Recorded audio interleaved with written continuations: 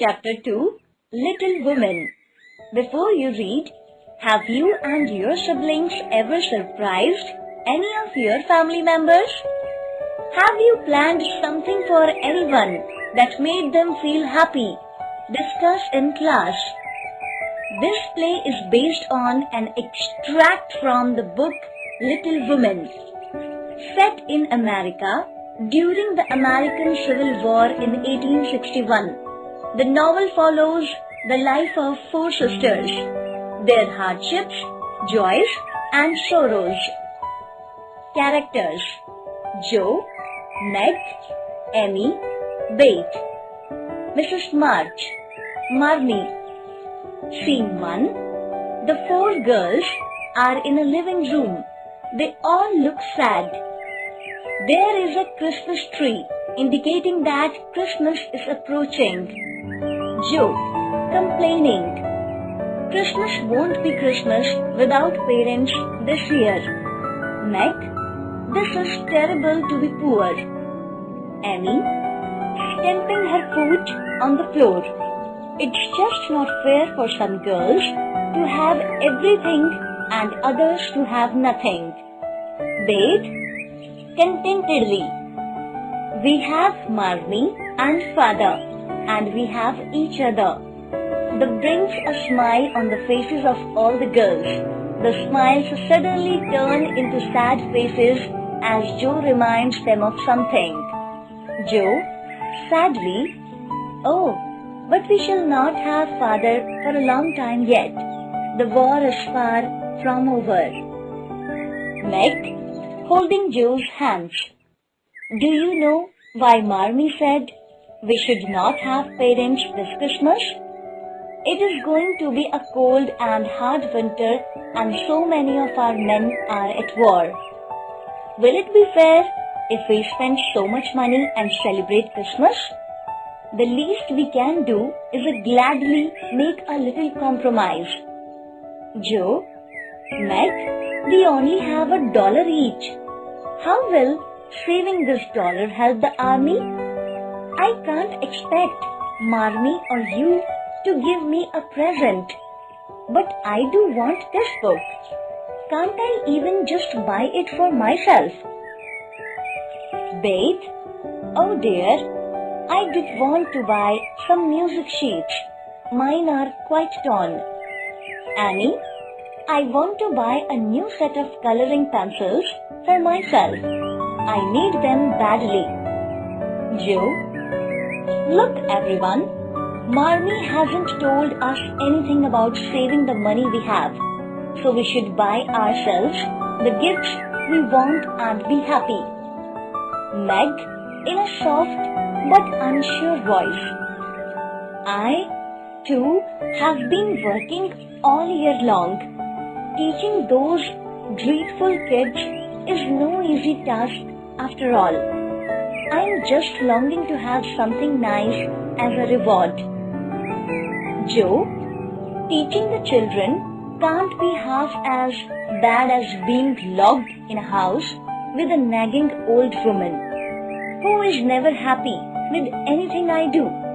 Taking care of the old lady makes me want to just fly out of the window. Bate, I know it's wrong to fret, but I do sometimes wish my hands wouldn't get so hard with all the washing and cleaning. It makes it hard for me to play the piano. Annie, I don't think any of you suffer as much as I do. I am plagued by girls who mock you for every little thing. They make fun of you if you haven't done your lessons, if you are wearing a shabby dress, or even if they think you don't have a nice nose. Meg, let's stop bickering, girls. We do have work. We earn for ourselves and are quite a jolly set of people. All the girls hug one another and walk away to do their chores. Scene 2. The clock strikes 6. The girls brighten since it is time for their mother to come back. Meg lights up the lamp. Amy gets out of her chair Joe takes Marmie's sleepers closer to the blaze to warm them. The sight of Marmie's sleepers has a good effect on the girls. Joe, Marmie's sleepers look really old and worn out. I think she needs new ones. Wait, I shall buy a new pair of her with my $1. Annie, no, I shall. Meg, look girls, I am the oldest in the family, and with father away, I am head of the family. So, it's my duty to provide for Marmie's sleepers and take utmost care of her. Wait, I have an idea. Let's all buy Marmie gifts for Christmas. Let's not buy anything for ourselves. Joe, excitedly, it's just like you. Wait, to think of something like that. What shall we buy for Marmie? Meg, I will buy her a pair of gloves.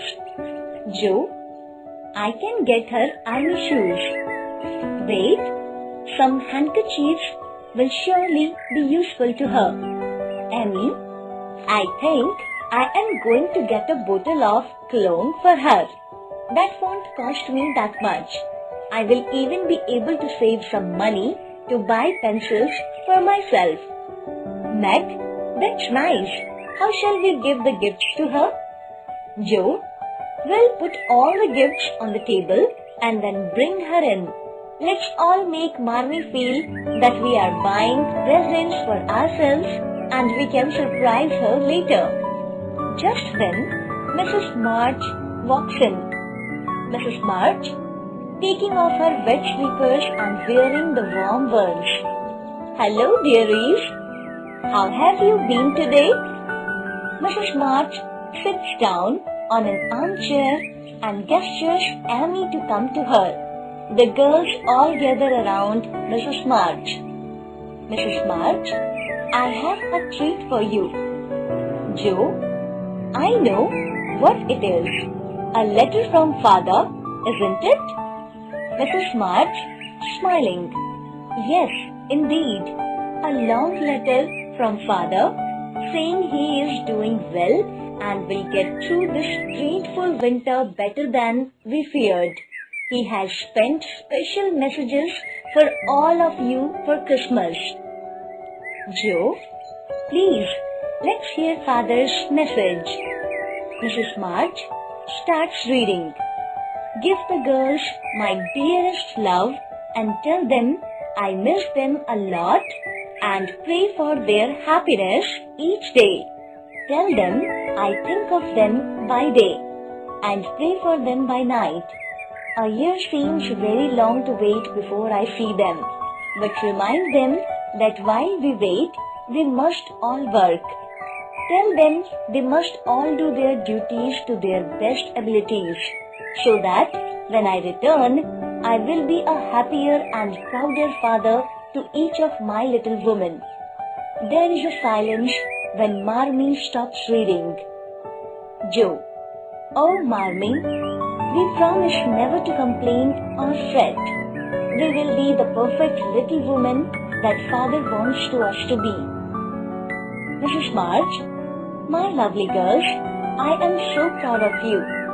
They go to their own rooms